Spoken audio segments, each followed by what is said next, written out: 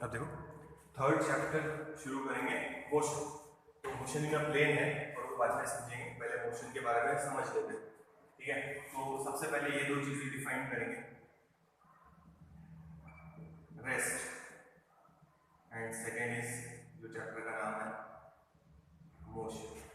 ठीक है, now suppose जब भी अपन कोई चीज को रेस्ट में है या मोशन में है ऐसा कब बोलेंगे, तो उसके लिए दिमाग अपने आप काम करता। ठीक है, हर एक के पास थोड़ा बहुत रहता दिमाग, तो दिमाग अपने आप काम करता, वो कोऑर्डिनेट अपने आप फिक्स हो जाते हैं। ज्योमेट्री में पढ़े होंगे ना coordinates, X coordinate Y coordinate, वैसे सराउंडिंग ऑब्जेक्ट्स को अपन कोऑर्डिनेट बोल सकते हैं। तो मेरे सराउंडिंग में समझो ये पेड़ है, मैंने अपनी गाड़ी वहां आके पार्क कर दी, रात में गाड़ी पेड़ के नीचे पार्क कर दिया, मेरा घर है यहाँ पे और घर के बाजू पेड़ के नीचे मैंने समझो गाड़ी पार्क कर दिया। तो मेरे दिमाग में कोऑर्डिनेट फिक्स कर लिया, ये पेड़ ट्री फिक्स हो गया कि उसके जस्ट बाजू में मैंने अपनी गाड़ी खड़ी की। अगर मैं सुबह उठा और मेरे को गाड़ी वही दिखी तो मतलब गाड़ी काय में है, रेस्ट में। ठीक है, गाड़ी काय में है, रेस्ट में। तो रेस्ट की डेफिनेशन ऐसे लिखेंगे, if the body does not change its position with respect to surrounding objects, उसके सराउंडिंग ऑब्जेक्ट्स के हिसाब से अगर उसकी पोजीशन चेंज नहीं हो रही, then it is said to be in rest. If the body is not changing its position, if the body is not changing its position, position change नहीं हो रही, but किसके रिस्पेक्ट में, with respect to surrounding objects, कि भाई मैंने ये coordinate दिमाग में फिक्स कर लिया कि भाई मैंने जस्ट पेड़ के नीचे यहाँ पे पार्क किया है, गाड़ी वहां खड़ी है, तो यहां से चल के यहां तक आए, सपोज घर में जा रहा है, तो फिर एक बार शक हुआ, गाड़ी देख ली, अच्छा गाड़ी ऐसे देख लिया कि गाड़ी देख ली कि भाई वही है क्या, तो जब यहाँ से चल के यहाँ तक आए, यहाँ घर में घुसने के पहले गाड़ी एक बार फिर से झांक के देख लिया, गाड़ी वही खड़ी है, पेड़ के जस्ट बाजू में, पेड़ के बिल्कुल नीचे, तो मेरे लिए कोऑर्डिनेट ये पेड़ है।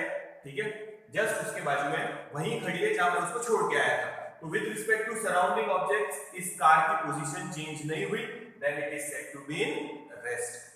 If the body does not change its position with respect to surrounding objects, अगर surrounding object के हिसाब से वो अपनी पोजीशन चेंज नहीं कर रही, then it is said to be in rest, then it is said to be in rest. now ठीक है, यहां गाड़ी पार्क किया, हैंड ब्रेक लगाना भूल गए, ठीक है, गाड़ी अपने आप स्लो होने की वजह से समझो मूव हो रही धीरे धीरे, तो मैं जब तक यहां से यहां चल के आया, गाड़ी यहां पहुंच गई, ये डॉटेड लाइन से बना दिया कि उसकी पोजीशन यहाँ थी। अब फिर मेरे को शक हो, यार एक बार गाड़ी देख तो लो, फिर मैं यहाँ पहुंचा, मैंने थोड़ा सा झांक के देखा कि अरे गाड़ी तो पेड़ के नीचे खड़ी किया था, वो तो गाड़ी पेड़ से दूर चली गई, पेड़ से दूर चली गई, यहाँ तक पहुंचा, तब तक हैंड ब्रेक नहीं था, गाड़ी स्लोप पे नीचे जा रही थी, तो अपन ने क्या देखा, अरे यार गाड़ी को पेड़ के नीचे खड़ी किया था, पेड़ के बाजू में, पेड़ से दूर चली गई, मतलब उसकी पोजीशन चेंज हो गई, मेरे दिमाग में फिक्स किया था इसको कोऑर्डिनेट, तो उससे दूर चली गई, मतलब गाड़ी काय में है, मोशन में। If the body changes its position with respect to surrounding objects, with respect to surrounding object, तो surrounding object खाली पेड़ नहीं रहेगा, तो एग्जांपल में लिखिए surrounding object is only a tree, ऐसा नहीं, पर याद रखना कोई भी surrounding object हो सकता है, ये तो जस्ट एग्जांपल है। गाड़ी पार्क करके यहाँ तक पहुंचा, फिर भी शक हुआ, इंडियन है पर शक रहता है हमेशा, दो बार गाड़ी का डोर खींच के देखते हैं कि बराबर लॉक है क्या, करने के बाद में भी, तो अपन ने यहाँ क्या देख लिया, पेड़ के पास में खड़ी किया था और अब वो पेड़ से दूर दिख रही, मतलब कोऑर्डिनेट से दूर चली गई, जहां खड़ी किया था वहां से दूर चली गई, मतलब वो काय में है, मोशन। ठीक है, सो फिर से सुनना, the body is said to be in rest if it does not change its position with respect to surrounding objects. Motion, position change नहीं हुई तो रेस्ट में, motion. If the body changes its position with respect to surrounding object, then it is said to be in motion, then it is said to be in motion। ये दिमाग खुद कर लेता, अपने को इतना करने की जरूरत नहीं पड़ती, तो अपन कर ही नहीं पाए, दिमाग के पास उतना नॉलेज रहता, वो अपने आप इतना काम करता, कोऑर्डिनेट बराबर पहचानता बचपन से। ठीक है, देखो चीटिंग तो सबने किया होगा गेम में, कैरम खेल रहे सपोज,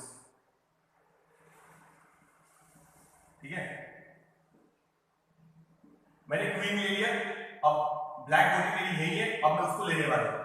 और कभी कभी होता था, आप लोगों ने भी किया है, चीटिंग हो गई, थोड़ा सा इसको इधर सरका दिया किसी ने, अपना ध्यान नहीं था, थोड़ा इधर सरका दिया, फिर झगड़ा। मैंने देखा था कॉइन इस गड्ढे के बिल्कुल सामने था, यहां कैसे पहुंचा? अपन ने दिमाग में कोऑर्डिनेट फिक्स किया था कि ये होल है, कोऑर्डिनेट उसके जस्ट सामने था, यहां कैसे पहुंचा? मतलब कोऑर्डिनेट फिक्स हो गए थे दिमाग में, ठीक है। कैरम नहीं खेलते होंगे, समझ में आएगा? यहां था, क्वीन ले लिया, अब ये ब्लैक गोटी अपन लेने वाले हैं, और क्वीन अपनी हो जाएंगे, अपन जीत जाएंगे। किसी ने ध्यान इधर उधर हुआ, गोटी इधर सरका दिया कि भाई उसकी गोटी नहीं जानी चाहिए, तो अपन झगड़ा कैसे करते? कॉइन बिल्कुल होल के सामने था, यहां कैसे पहुंचा? तो दिमाग में कोऑर्डिनेट फिक्स थे, होल के जस्ट सामने था, उसकी पोजीशन बदल गई, मतलब सराउंडिंग ऑब्जेक्ट के हिसाब से उसकी पोजीशन चेंज हो गई, ठीक है। मान लो होशियार बच्चे चेस खेल रहे हैं, चेस में भी चीटिंग होती है। ये क्वीन है और ये समझो किंग है, ठीक है। कभी कभी होता है सामने वाले ने से दूसरा ध्यान नहीं, गोटी की जगह बदल दी, क्वीन को हटा के यहां कर दिया, तो झगड़े में फिर वैसे होता, मेरी क्वीन किंग के जस्ट बाजू में थी, यहां कैसे पहुंची? दिमाग में वो कोऑर्डिनेट्स थे कि जस्ट इसके बाजू में, फिर यहां कैसे पहुंचे? तो होता बचपन से वो फिक्स हो जाते हैं। अपन कोई भी मोशन स्टडी करते समय कुछ कोऑर्डिनेट्स फिक्स करते हैं, तो कोऑर्डिनेट के हिसाब से अगर पोजीशन चेंज हो रही होगी तो बॉडी को बोलते हैं मोशन में, और अगर कोऑर्डिनेट के हिसाब से जो अपन ने कोऑर्डिनेट फिक्स किए उसके हिसाब से उसकी जगह नहीं बदली है, then it is said to be in rest, ठीक है। तो ये याद रखना, मोशन और रेस्ट की डेफिनेशन याद रखना। बट याद रखो ये रिलेटिव टर्म है, रिलेटिव टर्म कैसे वो बताते हैं।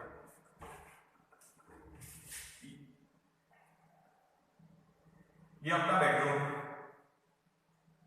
ये अपना बेड लगा हुआ है, ये अपन सो रहा है आराम से, ठीक है। पेरेंट्स आए, गेट खोल के देखा, अपन आराम से बिस्तर पे पड़े, बस।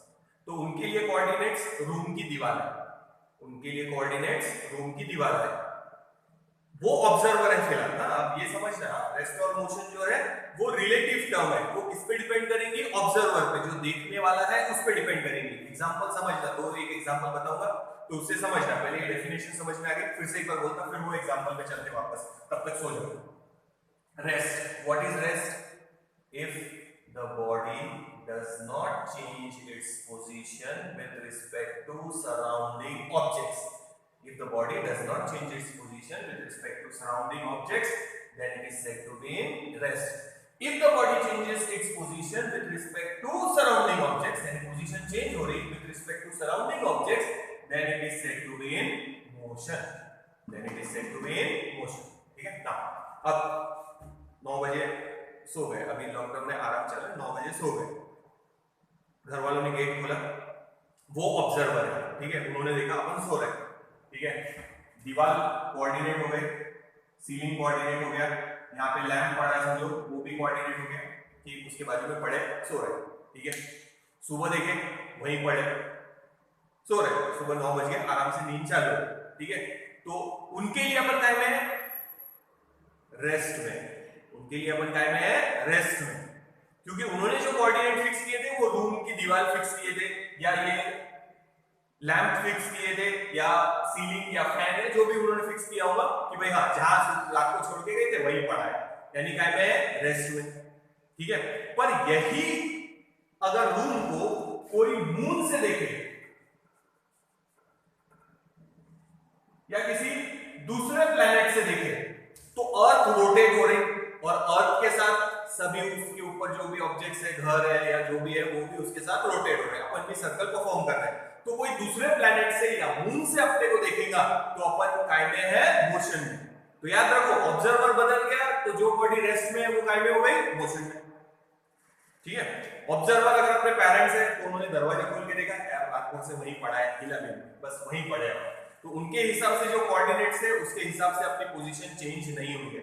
बट अगर कोई मून से देखेगा या कोई दूसरे प्लेनेट से देख रहा अपनी रूम को, तो अपन अर्थ के साथ क्या हो रहा है, रोटेट हो रहे, यानी अपन काय में है मोशन में। रात भर घूम रहे अपन, जबकि घर वाले समझ रहे हैं कि अपन पड़े हैं ऐसे, रात भर घूम रहे हैं अर्थ के साथ, मोशन में है अपन।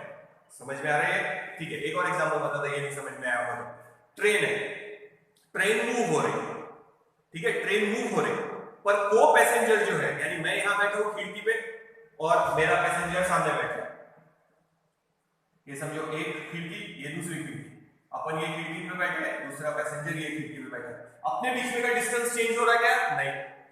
तो मैं सामने वाले के साथ, जो पैसेंजर है उससे बात कर सकता, चाहूं तो उसके साथ कुछ शेयर कर सकता, हम कार्ड्स भी खेल सकते, ठीक है। यानी वो मेरे लिए काय में है? रेस्ट में। क्यों रेस्ट में है?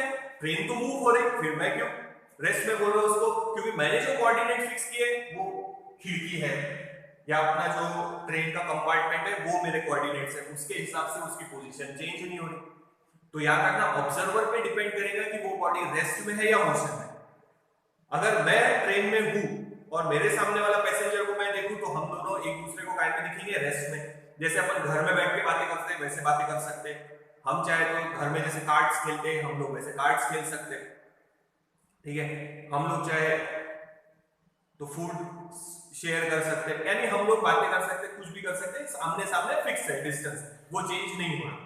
बट अगर वही ट्रेन को कोई बाहर से देखे, रूट के बाजू से, यानी ये जा रही ट्रेन और अपन यहां खड़े या बाहर ट्रेन के, तो मेरे लिए ये दोनों काय में है? मोशन में। इस पिलर को क्रॉस करके आगे जा रहे हैं। तो ऑब्जर्वर अगर ट्रेन के अंदर है तो उसके लिए हम लोग काय में है? रेस्ट में। बट अगर ऑब्जर्वर बाहर है तो उसके लिए हम काय में है? मोशन। तो ऑब्जर्वर बदल गया तो रेस्ट और मोशन भी चेंज हो जाएगा। हम बेडरूम में सो रहे हैं तो पेरेंट्स के लिए हम काय में है? रेस्ट में। अगर कोई एलियन देख रहा होगा मून से या किसी और प्लेनेट से तो अपन अर्थ के साथ गोल घूम रहे हैं, यानी अपन काय में है? मोशन में। ट्रेन में है अगर अपन, ऑब्जर्वर भी ट्रेन में, तो अपन उसके लिए काय में है? रेस्ट में। अगर ऑब्जर्वर ट्रेन के बाहर है तो उसके लिए अपन काय में है? मोशन में। तो याद रखना, ऑब्जर्वर पे डिपेंड करेगा, इसीलिए बोलते motion is a relative term. Motion is a relative term. Relative मतलब किस पे डिपेंड कर रही है? किससे रिलेटेड है? ऑब्जर्वर से। तो ऑब्जर्वर अगर चेंज हुआ तो जो बॉडी रेस्ट में है वो मोशन में भी हो सकती है, या जो मोशन में है वो काय में हो सकती है? रेस्ट में। तो ये याद रखो कि कोऑर्डिनेट अगर मैं फिक्स कर रहा तो मेरे लिए अगर कोई बॉडी रेस्ट में तो दूसरे किसी के लिए मे बी वो बॉडी काय में हो? मोशन में। ट्रेन का बेस्ट एग्जांपल है कि ट्रेन में अगर मैं हूं और मेरे सामने एक पैसेंजर है तो मेरे को ऐसा लगेगा कि वो रेस्ट में है। जैसे अपन घर में बैठ के बातें करते हैं या कुछ शेयर करते हैं वैसे उसके साथ कर सकते हैं, ठीक है। बट अगर कोई बाहर से देखेगा उस ट्रेन को तो ट्रेन पूरी क्या हो रही? मूव, यानी वो काय में है? हम दोनों मोशन में। तो motion is a relative term. Relative term है और किससे रिलेटेड है? किससे रिलेटेड है? ऑब्जर्वर पे। एक ऑब्जर्वर के लिए एक बॉडी रेस्ट में है तो मे बी दूसरे ऑब्जर्वर के लिए वो बॉडी काय में हो सकती है? मोशन में। बेस्ट एग्जांपल ट्रेन का है, ये भी याद रख सकते हैं। हमारे पेरेंट्स के लिए हम काय में है? फालतू है, रेस्ट में है। पर कोई एलियन देखेगा या कोई दूसरे प्लेनेट पे से ऑब्जर्व कर रहा अपने को तो पूरी अर्थ के साथ अपन काय में है? मोशन में। ट्रेन में आमने सामने बैठे हैं, ट्रेन में दूसरा ऑब्जर्वर है तो उसके लिए सब काय में है? रेस्ट में। बट अगर कोई बाहर से हमारे को ऑब्जर्व करेगा तो हम काय में है? मोशन में। तो याद रखना, motion is a relative term और किस पे डिपेंड करेगा? ऑब्जर्वर पे। ऑब्जर्वर क्या कोऑर्डिनेट फिक्स कर रहा उसके हिसाब से बॉडी रहेगी या तो रेस्ट में या बॉडी रहेगी मोशन में। देखो समझ में आया? ये कॉन्सेप्ट थोड़ा सा ध्यान रखना। अलग अलग टाइप के मोशन है। मोशन अगर स्ट्रेट लाइन में है, बॉल रोल हो रहा या बॉल को अपवर्ड डायरेक्शन में थ्रो किया वहीं से वो वापस नीचे आ जाएगा तो it is a one dimensional motion.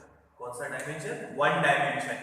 या तो एक्स कोऑर्डिनेट चेंज होगा या वाई कोऑर्डिनेट चेंज होगा, एक ही कोई तो भी कोऑर्डिनेट चेंज होगा, maybe x coordinate maybe y coordinate. तो it is called one dimensional motion. और घर पे पेरेंट्स को मत बोलना हम सो रहे तो मोशन में है,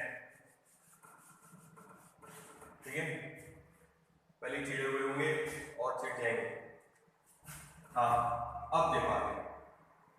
अगर बॉल रोल हो रहा तो सिर्फ कौन सा कोऑर्डिनेट चेंज हो रहा? एक्स। यहां से एक्स कोऑर्डिनेट ही नहीं है, कोई 0 से शुरुआत है 5 सेंटीमीटर 10 सेंटीमीटर जो भी आगे है अपवर्ड डायरेक्शन में थ्रो किया है तो बॉल अपवर्ड डायरेक्शन में गया और फिर वापस नीचे आ जाएगा, एक ही कोऑर्डिनेट चेंज होगा क्या, y। तो it is called one dimensional motion, it is called one dimensional motion. एक ही डायमेंशन चेंज हो रहा है, या x या y और मे बी z, सिर्फ x कोऑर्डिनेट। दूसरा है यही बॉल को रोल करने की जगह ऐसे थ्रो किया है या फुटबॉल को किक किया है या बास्केटबॉल खेल रहे हैं, ठीक है, तो यहां से गया इधर, तो यहां पे दो कोऑर्डिनेट चेंज हो रहे हैं, x कोऑर्डिनेट और y कोऑर्डिनेट, तो it is a two dimensional motion. ये कौन सा डायमेंशनल मोशन है, two, x coordinate y coordinate, दो कोऑर्डिनेट चेंज हो रहे हैं, इसको बोलते हैं मोशन इन अ प्लेन। तो अपने चैप्टर का नाम ही वही है, मोशन इन अ प्लेन।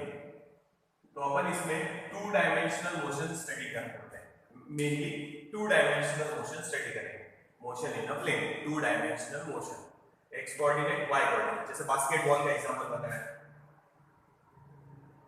ये बास्केट है, यहां से अपन ने बॉल को थ्रो किया इसके अंदर, तो दो कोऑर्डिनेट चेंज होंगे x और y। हाँ, अगर सिर्फ बॉल को रोल करते अपन ग्राउंड पे तो सिर्फ एक कोऑर्डिनेट चेंज होता x, या अपवर्ड डायरेक्शन में थ्रो करते खाली तो क्या कोऑर्डिनेट चेंज होता y।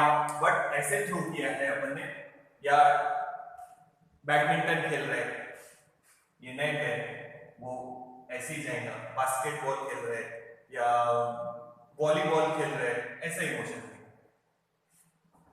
ठीक है, या क्रिकेट बॉल हिट किया है यहां से, सिक्स गया बाउंड्री के बाहर, यही मोशन फॉलो होगा। तो दो कोऑर्डिनेट चेंज होंगे, तो ये टू डायमेंशनल मोशन हो गया, या motion in a plane. Plane एक प्लेन, ये बोर्ड एक प्लेन है x कोऑर्डिनेट और ये y कोऑर्डिनेट, तो it is a motion in a plane.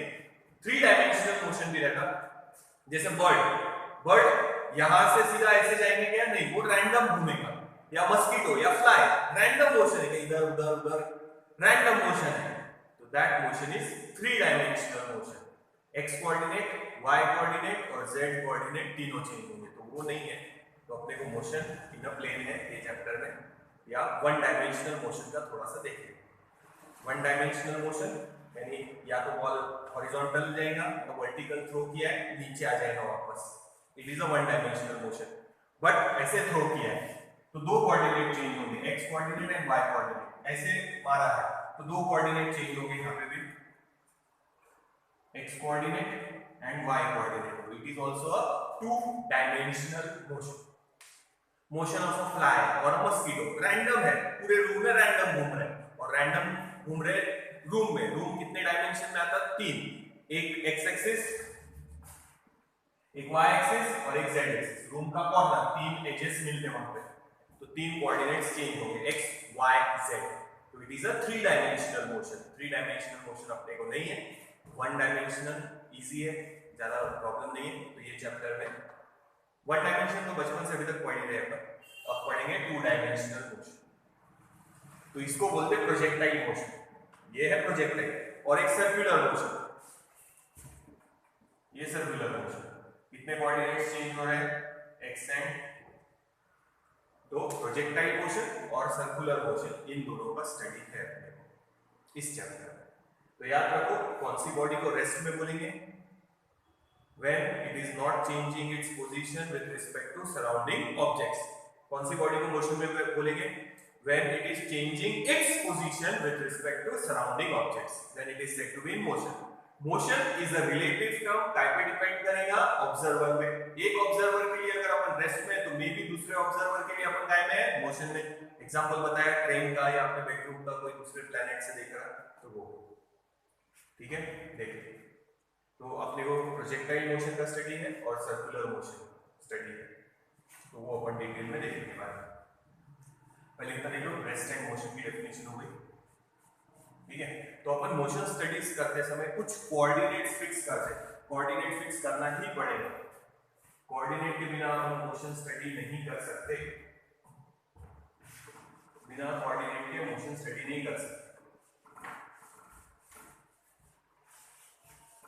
ठीक है। तो ये एक बार डेफिनेशंस वगैरह को याद रखना, टेक्स्ट बुक में थोड़ा अलग है, टेक्स्ट बुक का पढ़ेंगे तो समझ में भी नहीं आएगा। ये चैप्टर में मेन आप लोगों को लिखने की आएंगी डेफिनेशंस, तो डेफिनेशन देख लेना, और बाद में डेरिवेशन जब आएगा तब से मेन चैप्टर शुरू होगा, और जो कैंसल्ड पोर्शन है वो आप लोगों ने देख लिया, मैं पूरा ही लेने वाला हूँ। देखिए इसका क्या करना है, ठीक है। तो अब इसको आगे कंटिन्यू करते हैं।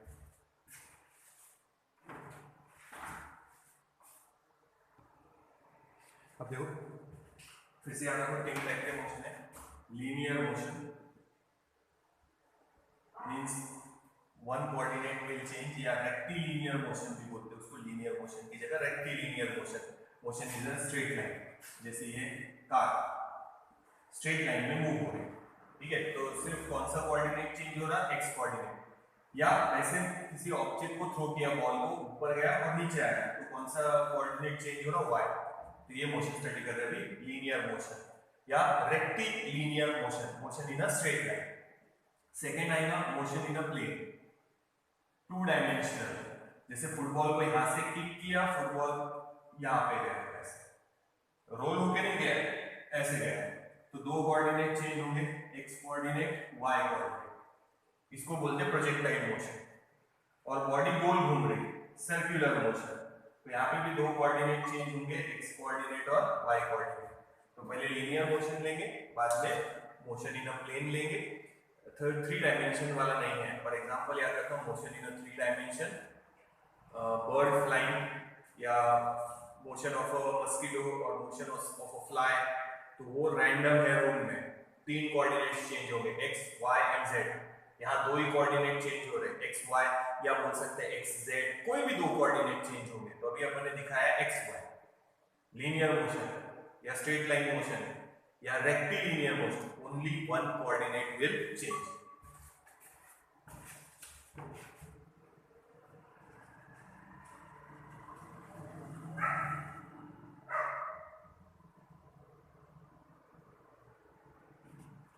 Only one coordinate will change. तो वही मोशन अब अपन स्टडी करने वाले हैं। पहले उसके लिए कुछ टर्म्स लेंगे, तो ये हटा देते हैं। डिस्टेंस और डिस्प्लेसमेंट लेते पहले, उसके लिए वेक्टर क्वांटिटी याद रखना। वेक्टर्स चैप्टर हुआ है अपना पहले, तो वेक्टर क्वांटिटी याद रखना। देखो डिस्टेंस कौन सी क्वांटिटी है,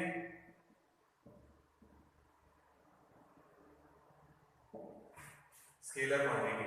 और डिस्प्लेसमेंट कौन सी क्वांटिटी है, vector quantity. Distance is a scalar quantity, displacement is a vector quantity. इसका मतलब यहाँ खाली मैग्नीट्यूड है, यहाँ मैग्नीट्यूड और डायरेक्शन दोनों चीजें हैं डिस्प्लेसमेंट में। वेक्टर्स में समझाया था,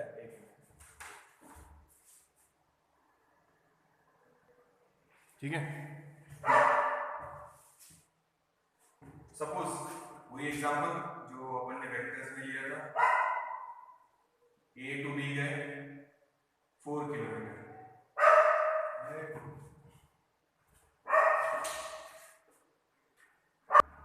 चलो वेक्टर वाले एग्जांपल कंटिन्यू कर रहे हैं। ए से बी गए 4 किलोमीटर, बी से सी गए 3 किलोमीटर। डिस्टेंस कवर्ड, अच्छा ये मोशन इन टू डायमेंशन नहीं हुआ, ये तो बोलेंगे देखो एक कोऑर्डिनेट वाई कोऑर्डिनेट नहीं, पहले यहां से यहां गए तो एक ही कोऑर्डिनेट चेंज हुआ एक्स, फिर यहां से यहां गए तो यहां मोशन खत्म पहला, फिर यहां से यहां गए तो कौन सा कोऑर्डिनेट चेंज हुआ, वाई। तो एट अ टाइम एक ही कोऑर्डिनेट चेंज हो रहा, तो उसको टू डायमेंशन मत कंसीडर करो, नहीं तो बोलेंगे दो डायमेंशन में आ गया। हाँ ठीक है, तो motion in a straight line है, motion in a straight line. हाँ अगर कर्व में होता है ऐसा तो बोलते motion in a two dimension. Simultaneously दो कोऑर्डिनेट एक साथ में चेंज हो रहे थे, ठीक है। अगर स्ट्रेट लाइन में है मोशन तो लीनियर मोशन, एक ही कोऑर्डिनेट चेंज होगा, तो वो मोशन ऐसा भी हो सकता, जरूरी नहीं है तो अपन एक्स कोऑर्डिनेट और वाई कोऑर्डिनेट ऐसा बनाएंगे, यानी मोशन ऐसा रहा तो इसका मतलब ये नहीं कि सिर्फ ऐसा ही होना चाहिए, ऐसा भी रहा तो चलता, ये ऐसा, ये एक्स कोऑर्डिनेट बन गया, ये वाई कोऑर्डिनेट, जरूरी नहीं है एक्स और वाई ऐसे बनाना, एक्स और वाई ऐसे भी बना सकते हैं, कोऑर्डिनेट से हुआ अपने हिसाब से करेंगे। तो देखो किसी ने बोला डिस्टेंस कितना होगा, तो ए से बी प्लस बी से सी, तो अपन इसको ऐड करेंगे तो इट विल बी 4 प्लस 3 यानी 7 kilometre. Distance covered is 7 kilometre, यहां से यहां और यहां से यहां, ठीक है। नाउ ध्यान से सुनना, इसको अपन पाथ लेंथ भी बोल सकते हैं। एंड जो पाथ अपन ने ट्रैवल किया उसकी length it is also known as path length. It is a scalar quantity. ये हटा देंगे, यहां लिख लेते हैं डिस्टेंस, ये स्केलर क्वांटिटी। तो डायरेक्शन का कोई लेना देना नहीं है, ये और ये फॉलो किए कोई फर्क नहीं पड़ता। Now distance is AB plus BC 4 plus 3 7 kilometre. तो किसी ने पूछा डिस्टेंस कितना कवर किया है या पाथ लेंथ क्या है, तो जो डिस्टेंस एक्चुअल ट्रैवल किया है उसको बोलते हैं पाथ लेंथ। तो actual distance travelled by the body during the motion is called distance or it is called path length। फिर से सुनना, actual distance traveled by the body during the motion, actual distance traveled by the body during the motion, actual distance जो travel हुआ है during the motion is called distance or it is called path length। actual path या actual length traveled by the body during the motion is called distance or path length। ठीक है, ये याद रखो। ना किसी ने पूछा डिस्प्लेसमेंट कितना हुआ, तो ये अपन गए कितना 4 और ये अपन गए 3 4 3, ये मैग्नीट्यूड ये डायरेक्शन, ये मैग्नीट्यूड ये डायरेक्शन, ये रिजल्ट है। यानी अगर अपन A से C सीधा भी गए होते तो result would have been same. तो ये कितना आया पाइथागोरस थ्योरम से 5 किलोमीटर। तो डिस्प्लेसमेंट किसी ने पूछा तो यहां लिखेंगे 5 किलोमीटर। ये हो गया मैग्नीट्यूड और ये एंगल निकाल लेंगे तो क्या मिल जाएगी उसकी डायरेक्शन। तो दोनों चीजें बतानी पड़ेंगी। तो डिस्प्लेसमेंट की डेफिनेशन लिखेंगे, द डायरेक्ट या shortest distance between initial and final position, shortest distance between initial and final position. Initial और फाइनल पोजीशन के बीच में जो शॉर्टेस्ट डिस्टेंस है it is called displacement. Direction क्या गया, shortest distance between initial and final position in a given direction. तो ऐसा, ठीक है, दोनों डेफिनेशन वापस से बता था। तो यही मोशन में अगर किसी ने डिस्टेंस बोला तो ये है, डिस्प्लेसमेंट बोला तो ये है, इनको हटा दो, ये उनका रिजल्टेंट हो गया। ठीक है, देखो फिर से आप डेफिनेशन सुनना। डिस्टेंस या पाथ लेंथ की actual length travelled by the body, actual length travelled by the body during the motion. Actual length अपन ने जो ट्रैवल किया है during the motion is called distance या path length. Actual length travelled by the body during the motion is called distance और path length. Direction की कोई जरूरत नहीं। नाउ द स्मॉलेस्ट डिस्टेंस या डायरेक्ट डिस्टेंस, डायरेक्ट ले लो, डायरेक्ट ज्वाइन करो इनिशियल और फाइनल पॉइंट को, तो वही शॉर्टेस्ट रहेगा। The shortest distance between initial and final position, initial और फाइनल पोजीशन के बीच में का shortest distance in a given direction, ये magnitude in a given direction, ये direction is called displacement, is called displacement. ठीक है, ध्यान रखना, ये डेफिनेशन देख रहे हो। इसको आगे कंटिन्यू करते हैं। वेक्टर्स का ही एग्जांपल है, ले रहे हैं इसको वापस एक बार। डेफिनेशन बताता है, ऐसे सुनना। Actual length travelled by the body during the motion, यानी A से B, B to C is called distance और पाथ लेंथ। डायरेक्शन का कोई काम नहीं है। यहां बोलेंगे डायरेक्ट डिस्टेंस, डायरेक्ट या शॉर्टेस्ट, दोनों में से कुछ भी चलेगा। शॉर्टेस्ट डिस्टेंस वर्ड बोल रहे पर डायरेक्शन भी मेंशन करेंगे तो क्या बन जाएगा, डिस्प्लेसमेंट। डायरेक्ट डिस्टेंस और shortest distance between initial and final position, ये इनिशियल पोजीशन, ये फाइनल पोजीशन।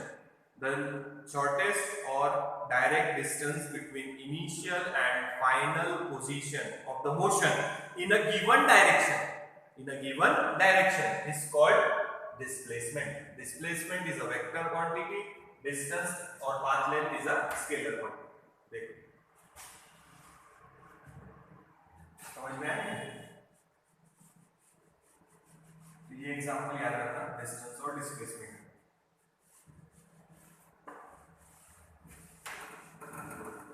और ले रहे थोड़ा सा आगे देखो ध्यान से,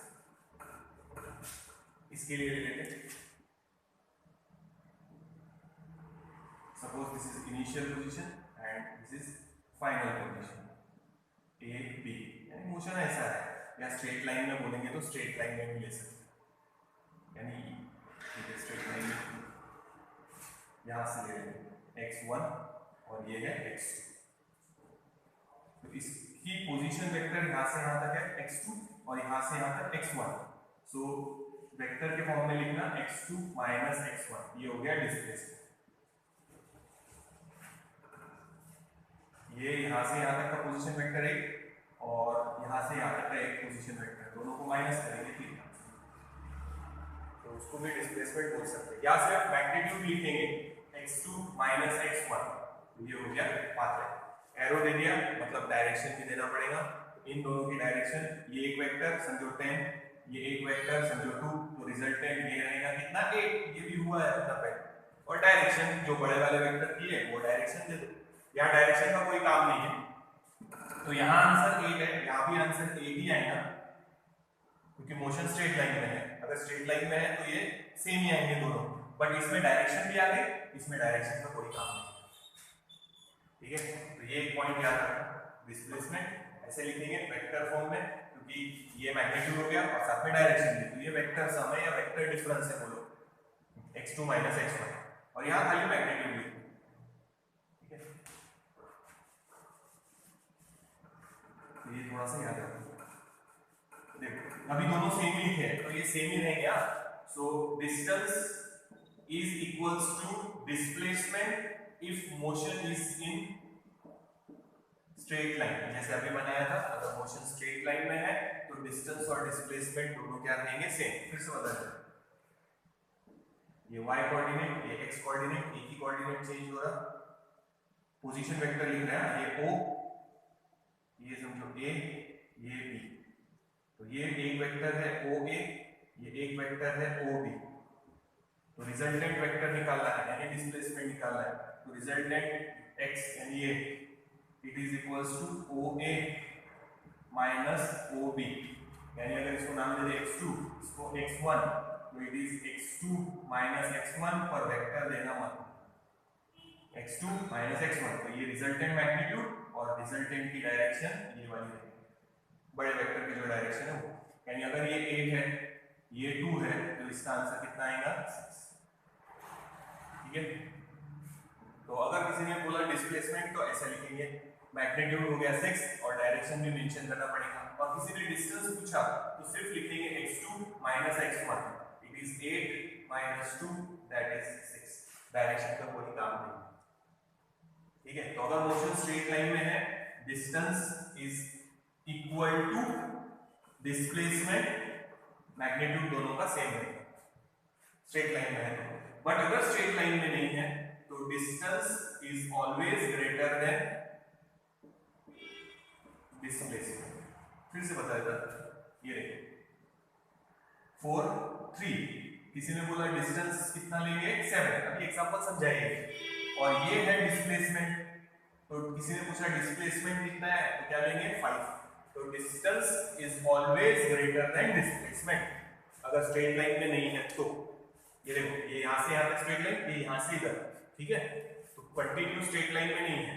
हाँ अगर कंटिन्यू स्ट्रेट लाइन में ऐसा होता कि पहले 4 गए फिर 3 गए, तो 4 प्लस 3, डिस्प्लेसमेंट भी 7 और डिस्टेंस कवर्ड भी कितना आएगा 7, A to B and B to C, यही वो डायरेक्ट डिस्टेंस है और यही डिस्प्लेसमेंट, तो मैग्नीट्यूड ये सेम रहेगा, ये फर्स्ट वाले, ये सेकंड वाले। तो याद रखना अगर मोशन स्ट्रेट लाइन में है, अगर मोशन स्ट्रेट लाइन में है तो डिस्टेंस और डिस्प्लेसमेंट का मैग्नीट्यूड सेम आएगा, मैग्नीट्यूड बोल रहे हैं, इसमें डायरेक्शन भी देना पड़ेगा डिस्प्लेसमेंट में, बट अदरवाइज मैग्नीट्यूड और डायरेक्शन सेम रहेगा। अगर मोशन स्ट्रेट लाइन में नहीं है, ऐसे है आधा स्ट्रेट इधर फिर आधा इधर, तो मैग्नीट्यूड और डायरेक्शन लेंगे, तो डिस्टेंस आया 7, डिस्प्लेसमेंट आया 5, तो याद रखना distance is greater than displacement, ये याद रखना, ये स्केलर क्वांटिटी है, ये वेक्टर, पॉइंट याद रखना है। अगर मोशन स्ट्रेट लाइन में है तो डिस्टेंस और डिस्प्लेसमेंट दोनों का मैग्नीट्यूड सेम रहेगा, जैसे A से B गए और B से C गए, तो किसी ने पूछा डिस्टेंस कितना है तो 7 बोलेंगे, या पाथ लेंथ कितना है 7, डिस्प्लेसमेंट भी बोला तो यहां से यहां तक ही जाना है सीधा, तो वो भी आएगा 4 + 3 7। अगर मोशन स्ट्रेट लाइन में है तो distance is equals to displacement, और अगर ऐसा है तो distance is always greater than displacement, ये याद रखना, इक्वल रहेगा पर कब, जब स्ट्रेट लाइन में। अगर स्ट्रेट लाइन में नहीं है तो डिस्टेंस कितना है 7, डिस्प्लेसमेंट कम है 5। समझ में आया? Distance is always greater than displacement, ये पॉइंट याद रखना। सिर्फ इक्वल कब रहेंगे when motion is in straight line. देखो ये पहले आगे से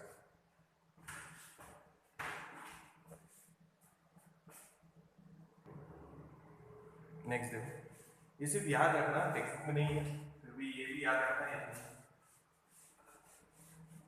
देखो, for a given motion distance can have many values but displacement only has one.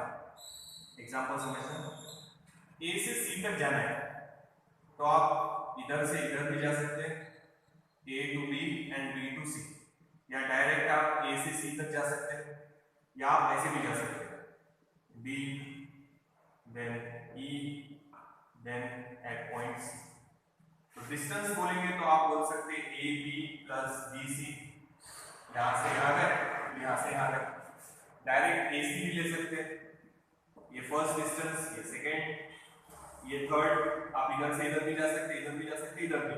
तो we can add A B plus B E plus E C.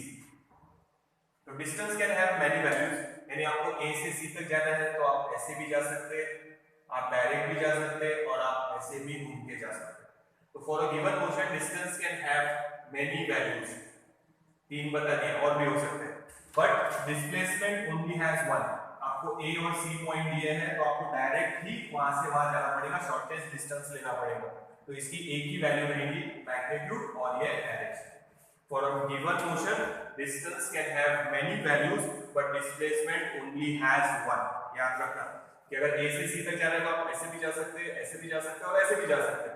तो distance can have many values, AB plus BC, या direct AC, या AD plus BE plus EC, कैसे भी जाओ। Initial point ये है, final point तक पहुंचना है, बट डिस्प्लेसमेंट लेते समय इनिशियल और फाइनल पॉइंट का शॉर्टेस्ट डिस्टेंस या डायरेक्ट डिस्टेंस लेना पड़ेगा इन अ गिवन डायरेक्शन। तो इसकी एक ही वैल्यू रह सकती है। तो distance can have many values but displacement only has one. तो for a given motion from A to C distance can have many values या many path but displacement only has one. और याद रखना equal कब रहेंगे ये दोनों, तो ये डिस्टेंस और डिस्प्लेसमेंट अपना हो गया, ठीक है। एक और याद रखो, सर्कुलर मोशन तो बता रहा है, इसके बाद है तो याद रखना ये लीनियर मोशन नहीं है। अभी यहां से शुरू किया ए से, गोल घूम के वापस वहीं आ गया, तो इनिशियल पॉइंट और फाइनल पॉइंट सेम है। तो किसी ने पूछा डिस्प्लेसमेंट कितना है, तो वर्ड डिस्प्लेसमेंट है, तो आंसर आएगा 0, क्योंकि जहां से शुरू किया था वहीं वापस पहुंच गए, यानी वही इनिशियल पॉइंट है और वही फाइनल पॉइंट है।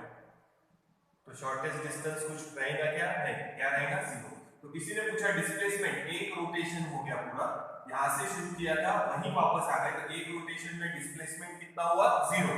बट किसी ने पूछा डिस्टेंस कितना कवर हुआ है, तो actual part travel, actual part जो ट्रैवल किया है वो क्या है, सर्कमफ्रेंस। तो अपन यहां लिखेंगे 2 पाई r, जो भी रेडियस गिवन रहेगी उससे आप वो सर्कमफ्रेंस निकाल सकते हैं। तो इस मोशन में किसी ने बोला डिस्प्लेसमेंट तो 0, डिस्टेंस 2 पाई। तो याद रखना, अब 2 रोटेशन हो गए, तो 2 रोटेशन में हो गए, तो एक रोटेशन में कितना डिस्टेंस कवर होगा 2 पाई r, और इनटू कर देंगे 2 रोटेशन कंप्लीट हो गए। डिस्टेंस कवर कितना हुआ ये, पर फिर से डिस्प्लेसमेंट कितना रहेगा 0। तो याद रखो डिस्टेंस हमेशा इंक्रीज होता रहेगा, बट डिस्प्लेसमेंट में इंक्रीज, डिक्रीज, और इट कैन बी 0। जैसे अपन यहां से, जैसे एग्जांपल याद रखना, बाद में काम आएगा, टेक्स्ट में नहीं है। यहां से यहां तक आया ऐसे, A टू B, यहां से यहां, तो ये डिस्प्लेसमेंट हो गया डायरेक्ट, यहां से यहां तक पहुंच गया, तो डिस्प्लेसमेंट क्या हुआ, इंक्रीज। और फिर जब यहां से यहां आएंगे तो वापस डिस्प्लेसमेंट क्या होगा, डिक्रीज। ठीक है, समझ लो ये सर्कल है, समझो ये इनिशियल पॉइंट है और ये फाइनल पॉइंट है। यहां से सर्कल पे गए, पर डिस्प्लेसमेंट बोला तो डायरेक्ट ज्वाइन करना, ये है डिस्प्लेसमेंट। तो यहां से यहां तक जब जाएंगे तो ये आगे जाएगा, डिस्प्लेसमेंट क्या होगा, इंक्रीज। और जब इधर से इधर आएंगे वापस यहां पहुंच जाएंगे, डिस्प्लेसमेंट क्या हो गया, 0। मोशन में डिस्टेंस हमेशा इंक्रीज में होगा, बट डिस्प्लेसमेंट में इंक्रीज और डिक्रीज, और इट में आल्सो बिकम जीरो।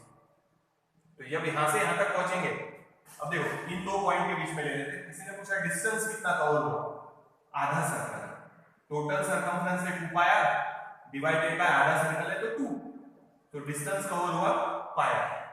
और किसी ने पूछा डिस्प्लेसमेंट कितना है, तो यहां से यहां तक यानी डायमीटर, या आप लोग लिख सकते हैं ट्वाइस। समझ में आया?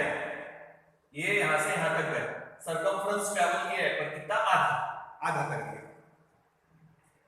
डिस्प्लेसमेंट मतलब direct distance between initial and final position in a given direction, तो वो कितना है ट्वाइस। तो यहां से यहां तक डिस्प्लेसमेंट और डिस्टेंस दोनों इंक्रीज हुए, और जब यहां से वापस यहां आएंगे तो डिस्टेंस तो इंक्रीज हो ही रहा, डिस्टेंस कितना हो गया 2 पाई आर बढ़ गया, पर डिस्प्लेसमेंट कितना हो गया 0। तो डिस्प्लेसमेंट की वैल्यू 0 भी हो सकती है, याद रखना, बट डिस्टेंस की वैल्यू नहीं। अगर मोशन है तो डिस्टेंस भले तुम जहां से शुरू किया वहीं पे वापस पहुंच गए, पर डिस्टेंस ट्रैवल हुआ है, डिस्टेंस पे डायरेक्शन का कोई काम नहीं है। हां, पर डिस्प्लेसमेंट क्या बोलेंगे 0। तो डिस्प्लेसमेंट कैन बी 0, पॉजिटिव और negative, but distance, if motion is there, distance is always positive. Motion हो रहा तो डिस्प्लेसमेंट भी है, डिस्टेंस भी है, बट डिस्प्लेसमेंट की वैल्यू 0 भी हो सकती है, but distance can never be 0। अगर मोशन है तो डिस्टेंस इज नेवर 0।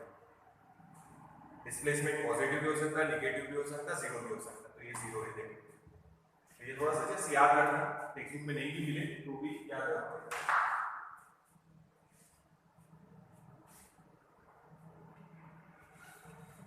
तो याद रखना distance is always greater then 0। Motion अगर है तो distance is always greater then 0, but displacement can B positive, negative और 0।